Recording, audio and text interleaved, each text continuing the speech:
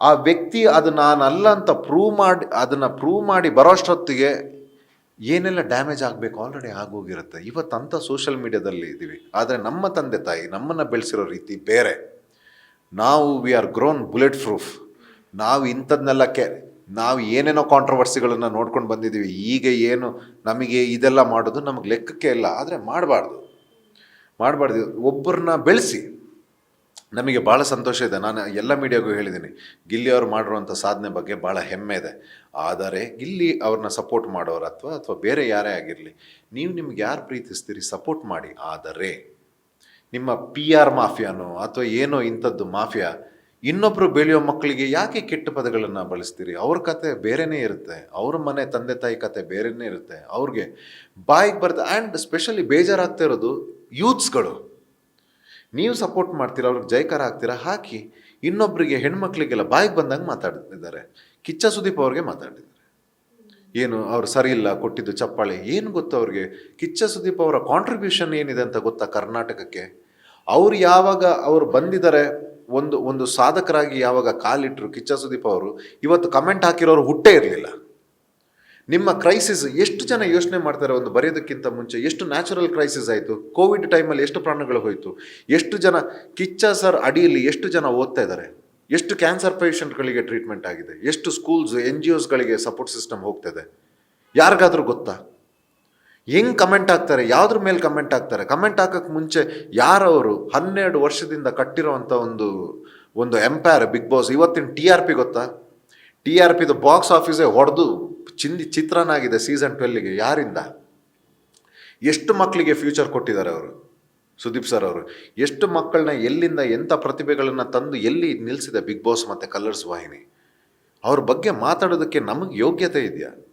ಎಷ್ಟು ಮಕ್ಕಳನ್ನ season 12x24 ಎಷ್ಟು ಪ್ರತಿಭೆಗಳನ್ನು ಎಲ್ಲಿ ಕಟ್ಟಿ ನಿಲ್ಲಿಸಿದ್ದಾರೆ ಕಲರ್ಸ್ ಮತ್ತು ಬಿಗ್ ಬಾಸ್. ಅವ್ರ ಬಗ್ಗೆ ಮಾತಾಡೋದು, ನಾನು ಅದನ್ನೇ ಹೇಳೋದು, ನೀವು ಒಬ್ಬರನ್ನ ಸಪೋರ್ಟ್ ಮಾಡಿ. ಆದರೆ ಇಂಥ ಒಂದು ವೇದಿಕೆನಾಗಲಿ, ಇಂಥ ಒಂದು ವೇದಿಕೆನ ನಡೆಸೋರನ್ನ ಹೇಳೋದು, ಮತ್ತು ಅವರಿಗೆ ಪ್ರತಿ ಮೂಲೆ ಇಂಚು ಗೊತ್ತು. ಅವರಿಂದ ಏನಾದರೂ ಪ್ರಶಂಸೆ ಯಾರಿಗಾದರೂ ಬರ್ತಾಯಿದೆ ಅಂತಂದರೆ, ಕಿಚ್ಚ ಸುದೀಪ್ ಯಾರು ಸುಮ್ಮನೆ ಮಾತಾಡೋವಂಥ ವ್ಯಕ್ತಿ ಅಲ್ಲ. ಅವರಿಂದ ಬರ್ತಾಯಿದೆ ಅಂತಂದರೆ ಅದಕ್ಕೊಂದು ಬೇರೆಯೇ ತೂಕ ಇರಬೇಕಲ್ವೇ? ಅದನ್ನು ಪಡ್ಕೊಂಡಿದ್ದೀವಿ ನಾವು ಅಂತಂದರೆ ನಮ್ಮ ಕೊಡುಗೆ ಏನಿದೆ ಆ ಮನೆಗೆ ಅಂತ ಗೊತ್ತಿದೆ ತಾನೆ. ಸೊ ಅಷ್ಟೇ. End of the day entertainment. ಹೌದು, ಎಂಟರ್ಟೈನ್ಮೆಂಟ್. ಹಾಗಂತ ವ್ಯಾಲ್ಯೂಸ್ ನಾವು ಬಿಡೋಕ್ಕಾಗುತ್ತಾ ಮೇಡಮ್? ಅಲ್ವಾ? ಎಂಟರ್ಟೈನ್ಮೆಂಟ್ ಅಂದ ತಕ್ಷಣ ವ್ಯಾಲ್ಯೂಸ್ಗಳನ್ನು ಮರೆಯೋಕ್ಕಾಗುತ್ತಾ? ಒಬ್ಬರು ಏನು ಸ್ಯಾಕ್ರಿಫೈಸ್ ಇದೆ ಅದನ್ನ ಮರೆಯೋಕ್ಕಾಗುತ್ತಾ? ಅದೆಲ್ಲೋ ಐಡೆಂಟಿಫೈ ಮಾಡಿದ್ದಾರೆ. ಅದಕ್ಕೆ ಏನು ಅಪ್ರಿಸಿಯೇಷನ್ ಸಿಗಬೇಕು ಸಿಕ್ಕಿದೆ, ಕೊಟ್ಟಿದ್ದಾರೆ.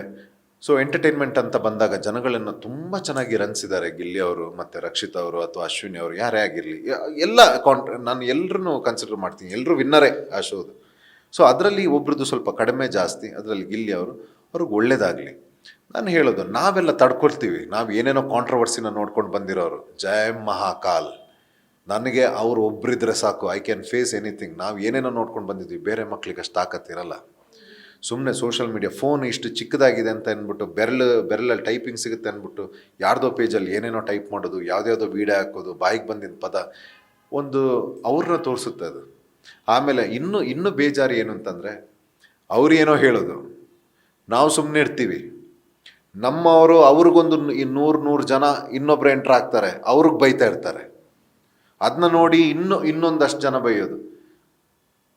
ನಮ್ಮನ್ನು ಕೆಳಗಡೆ ತೋರಿಸೋ ಬರದಲ್ಲಿ ಅವ್ರು ಯಾಕೆ ಬೈಸ್ಕೊಳ್ತಾ ಇದ್ದಾರೆ? ಏನಾಗ್ತದೆ? ಅದು ಒಳ್ಳೆ ಸಂಸ್ಕೃತಿ ಅಲ್ಲ, ನಮ್ಮ ರಾಜ್ಯಕ್ಕೆ ಒಳ್ಳೆ ಸಂಸ್ಕೃತಿ ಅಲ್ಲ ಅನಿಸುತ್ತೆ.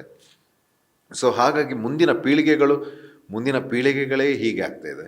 ಇನ್ನು ಇವರು ಉದಾಹರಣೆಗಳನ್ನ ಏನು ಸೆಟ್ ಮಾಡ್ತಾ ಇದ್ದಾರೋ ಹೊರಗಡೆ ಅಂತ ಗೊತ್ತಿಲ್ಲ. ಸೊ ಇಷ್ಟಿತ್ತು. ಸೊ ನನ್ನ ತಲೆಯಲ್ಲಿದ್ದಿದ್ದು, ಸೊ ಬಿಗ್ ಬಾಸ್ ಒಬ್ಬೊಬ್ಬರಿಗೆ ಒಂದೊಂದು ಆಟ, ಒಬ್ಬರಿಗೆ ಒಂದು show. It's a entertainment show. ನನಗೆ it's an hero show. It's an Kichcha Sudeep show. Big boss is a big show, reality. ಅದೊಂದು ಕಾಮಿಡಿ ಆಗಲಿ ಅಥವಾ ಒಂದು ಡ್ಯಾನ್ಸ್ ರಿಯಾಲಿಟಿ ಶೋ, ಹೀಗಲ್ಲ. ಸೊ ನಂದು ಏನಿತ್ತು, ನನ್ನ ಭಾಗ ಏನಿತ್ತು, ನನಗೆ ನನ್ನನ್ನು ಯಾರು ಅಂತ ಪ್ರೂವ್ ಮಾಡ್ಕೋಬೇಕಿತ್ತು, ನನ್ನನ್ನು ಯಾರು ಅಂತ ತೋರಿಸ್ಕೋಬೇಕಿತ್ತು. ಸೊ ಆ ಆಟನ ಭಾಳ ನಿಷ್ಠೆಯಿಂದ ನಾನು ಆಟ ಆಡಿದ್ದೀನಿ. So that's it. ರಕ್ಷಿತಾ ಅವ್ರನ್ನ ನೀವು ತುಂಬ ಸೀರಿಯಸ್ ಆಗಿ ತಗೊಳ್ಳಿಲ್ಲ ಅನ್ಸುತ್ತೆ. ಯಾಕಂದ್ರೆ ಅವ್ರು ಏನೇ ಹೇಳಕ್ಕೆ ಬಂದಿದ್ರು, ಹೌದಾ ಆಗಲಿ ಬಿಡು ಹೋಗಲಿ ಬಿಡು ಅನ್ನೋ ಥರ ನೀವು ಹೇಳಿದ್ದು. ನೀವು ಅದರಲ್ಲಿ ನಿಮ್ಮ ಕಾನ್ವರ್ಸೇಷನ್ ಆ ಸಂದರ್ಭದಲ್ಲಿ ಇರಬಹುದು, ಅದು ಹೇಗೆ ಹೊರಗಡೆ ನೋಡ್ತಾರೆ ಅನ್ನೋಂಥದ್ದು ನಿಮಗೆ ಗೊತ್ತಿರಲಿಲ್ಲ ಅನ್ಸುತ್ತೆ.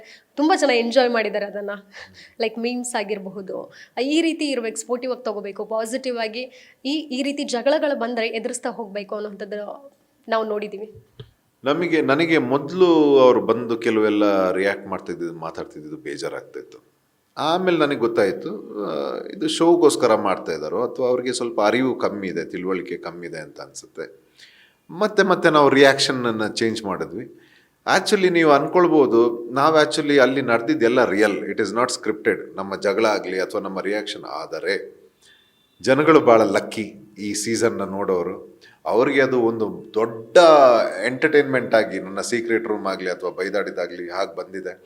ಭಾಳ ಖುಷಿ ಇದೆ ಅದ್ರ ಬಗ್ಗೆ. ನಂದು ಕೆಲವ್ರು ಅನ್ಕೋಬೋದು ನಮ್ಮದೆಲ್ಲ ಏನು ಟ್ರೋಲ್ ಆಯಿತು, ನಾನು ಡ್ಯಾನ್ಸ್ ಮಾಡೋದಾಗಲಿ ಅಥವಾ ಕೆಲವು ನನ್ನ ಮನೆಯಲ್ಲೇ ತೋರಿಸ್ತಾ ಇದ್ರು. ಅದೇ ಹೇಳೋದು, ನಾವು ರಿಸೀವಿಂಗ್ ಬೇರೆ ಟೈಪ್ ಇರುತ್ತೆ ನಮ್ಮದು. ಸೊ ತೋರಿಸಿದ್ರು ರಕ್ಷಿತ್ ಅವ್ರ ಜೊತೆ ನಾನು ಆಟ ಆಡಿದ್ದ ಆಟ ಎಲ್ಲ. ನನಗೆ ಕೋಪ ತಡ್ಕೊಳಕ್ಕಾಗ್ತಾಯಿಲ್ಲ. ಅವ್ರು ಮಾಡ್ತಿದ್ದ ಆ್ಯಕ್ಷನ್ನ ನಾನು ಮಾಡಿದ್ದೆ. ಬಟ್ ಅದು ಹೀಗೆಲ್ಲ ನಾಗವಲ್ಲಿದೆಲ್ಲ ಬರುತ್ತೆ, ಭರತನಾಟ್ಯ, ಆ ರಶಲ್ಲಿ ನಾವು ಮಾಡಿರ್ತೀವಿ, ಅದು ಹೀಗೆಲ್ಲ ಕಾಣುತ್ತೆ. ಬಟ್ ನನಗೆ ಖುಷಿ ಏನು ಅಂತಂದರೆ ಆಡಿಯನ್ಸ್ ತುಂಬ ಎಂಜಾಯ್ ಮಾಡಿದ್ದಾರೆ. ಅದಕ್ಕಿಂತ ಮೇಲೆ ಏನು ಮೇಡಮ್ ಒಬ್ಬ ಕಲಾವಿದನಿಗೆ ಹ್ಯಾಪಿ. ಸೊ ಈಗ ನಿಮಗೆ ಸಿಕ್ಕಿರುವಂತಹ ನೇಮ್ ಹಾಗೂ ಫೇಮ್ನ ಯಾವ ರೀತಿ ಮುಂದಿನ ದಿನಗಳಲ್ಲಿ ಇದನ್ನು ಯುಟಿಲೈಸ್ ಮಾಡ್ಕೊಂಡು ಹೋಗ್ತೀರಾ? ಯಾಕಂದರೆ ಇದನ್ನು ಪ್ಲಸ್ ಆಗಿ ಮಾಡ್ಕೊಳ್ಳೋವಂಥದ್ದಿದೆ, ಮೈನಸ್ ಆದರೂ ಮಾಡ್ಕೊಳ್ಳೋವಂಥದ್ದಿದೆ. ನೀವು ಯಾವ ರೀತಿ ಬಳಸ್ಕೊಳ್ತೀರಾ? ಮನುಷ್ಯನಿಗೆ ಯಾವಾಗ ಫೇಮ್ ಬಂದಾಗ ನಾನು ಅದನ್ನೇ ಹೇಳೋದು, ಇದನ್ನು ದುರಹಂಕಾರಕ್ಕೆ ತಗೊಂಡ್ರೆ ಇದು ಮೈನಸ್ಸೇ. ಈಗೇನು ಜನಗಳು ನನಗೆ ಕೊಟ್ಟಿದ್ದಾರೆ, ಡ್ಯಾಶಿಂಗ್ ಧ್ರುವ್ ಅಂತಾಗಲಿ ಅಥವಾ ಒಂಟಿ ಸಲಾಗಾಗಲಿ ಅಥವಾ ಡೇರಿಂಗ್ ಮತ್ತು ಒನ್ ಮ್ಯಾನ್ ಆರ್ಮಿ, ಇದೆಲ್ಲ ಏನು ಕೊಟ್ಟಿದ್ದಾರೆ, ಇದನ್ನು ದುರಹಂಕಾರಕ್ಕೆ ಹಾಕ್ಕೊಂಡ್ರೆ ನನಗೆ ಮೈನಸ್ಸೇ. ಆದರೆ ಇದನ್ನೆಲ್ಲ ಕೊಟ್ಟು ನನ್ನ ವ್ಯಕ್ತಿತ್ವಕ್ಕೆ ಸಿಕ್ಕಿರೋದು ಇದು. ನನಗಲ್ಲ, ನನ್ನ ವ್ಯಕ್ತಿತ್ವ, ಬಿಗ್ ಬಾಸಲ್ಲಿದ್ದಂಥ ನನ್ನ ವ್ಯಕ್ತಿತ್ವಕ್ಕೆ. ಇದೇ ವ್ಯಕ್ತಿತ್ವನ ನಾನು ನೆಕ್ಸ್ಟ್ ನನ್ನ ಪ್ರೊಜೆಕ್ಟ್ಗಳಿಗೆ ಹಾಕಿ ಇನ್ನೂ 10 ವರ್ಷ ಅವ್ರು ಏನು ನನಗೆ ಬಿರುದುಗಳನ್ನ ಕೊಟ್ಟಿದ್ದಾರೆ, ಕರೆಕ್ಟು ವ್ಯಕ್ತಿಗೇನೆ ಕೊಟ್ಟಿದ್ದೀವಿ ಅನ್ನೋದನ್ನು ಪ್ರೂವ್ ಮಾಡೋದೇ ನನ್ನ ಸಾಧನೆ ಆಗಿರುತ್ತೆ. ಅವ್ರು ಏನೆಲ್ಲ ನನಗೆ ಹೆಸರನ್ನ ಕೊಟ್ಟಿದ್ದಾರೆ, ಧ್ರುವ್ ಅಂತಂದರೆ ಏನು ಅಂತ, ಏನೊಂದು ಪರ್ಸ್ನಾಲಿಟಿ, ಆ ಡಿಸೆಂಬರಲ್ಲಿ ನನ್ನ ಮೇಲೆ ಬಂದಂಥ ಒಂದು ಕಳಂಕನೇ ಬೇರೆ. ಇವತ್ತು ಜನಗಳು ನೋಡಿ ನನ್ನ ಒಂದು ಕ್ಯಾರೆಕ್ಟರ್ನ ನೋಡಿ ನನಗೆ ಕೊಟ್ಟಿರುವಂಥ ಇದನ್ನು ಇನ್ನು ನನ್ನ ಈ ಉಸಿರಿರೋವರೆಗೂ ಕಾಪಾಡ್ಕೊಳ್ಳೋದೇ ನನ್ನ ದೊಡ್ಡ ಸಾಧನೆ. ನಾನು ಅದಕ್ಕೆ ಯಾವಾಗಲೂ ಬದ್ಧವಾಗಿರ್ತೀನಿ. ಈಗ ಪ್ರತಿ ಬಾರಿ ಇರಬಹುದು ಬಿಗ್ ಬಾಸ್ ಸೀಸನ್ಗಳಲ್ಲಿ ನಾವು ನೋಡ್ತಾ ಹೋದರೆ ಲವ್ ಸ್ಟೋರಿಗಳು ಇದ್ದೇ ಇರುತ್ತೆ, ಒಂದು ಇಲ್ಲಾಂದ್ರೆ ಎರಡಾದರೂ ಇರುತ್ತೆ. ಬಟ್ ನಿಮ್ಮ ಸೀಸನ್ನಲ್ಲಿ ಅದು ಹೆಚ್ಚಿನದಾಗಿ ಕಾಣಿಸ್ತಾ, ಪ್ರಮಾಣ ಇತ್ತಾ ಇಲ್ವಾ? ಲವ್ ಸ್ಟೋರಿ ಆಗಲಿಲ್ಲ, ನಾನೇ ಕಾಯ್ತಾ ಇದ್ದೆ ನನಗೆ ಯಾರಾದರೂ ಸಿಗಲಿ ಅಂತ. ಹುಡುಕ್ತಾ ಇದ್ದೆ ಕಣ್ಣುಗಳಲ್ಲಿ, ಯಾವುದಾದ್ರೂ ನನ್ನನ್ನು ಇಷ್ಟಪಡೋ ಕಣ್ಣಿದೆಯಾ ಅಥವಾ ನನಗಿಷ್ಟ ಆಗೋ ಕಣ್ಣುಗಳಿದೆಯಾ ಅಂತ.